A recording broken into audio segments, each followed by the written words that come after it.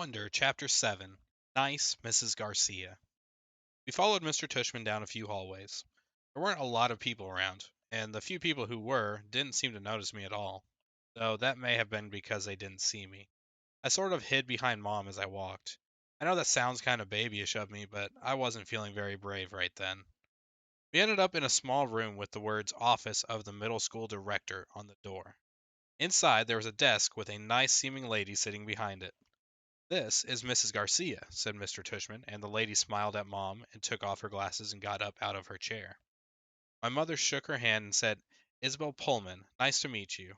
"And this is August," Mr. Tushman said. Mom kind of stepped to the side a bit so I would move forward. Then that thing happened that I have seen a million times before. When I looked up at her, Mrs. Garcia's eyes dropped for a second. It was so fast no one else would have noticed, since the rest of her face stayed exactly the same. She was smiling a really shiny smile. "Such a pleasure to meet you, August," she said, holding out her hand for me to shake. "Hi," I said quietly, giving her my hand, but I didn't want to look at her face, so I kept staring at her glasses, which hung from a chain around her neck. "Wow, what a firm grip," said Mrs. Garcia. Her hand was really warm. "The kid's got a killer handshake," Mr. Tushman agreed, and everyone laughed about my head, above my head. "You can call me Mrs. G," Miss Garcia said. I think she was talking to me, but I was looking at all the stuff on her desk now. "That's what everyone calls me, Mrs. G. I forgot my combination." "Mrs. G, I need a late pass. Mrs. G, I want to change my elective." "Mrs. G's actually the one who runs this place," said Mr. Tushman, which again made all the grown-ups laugh.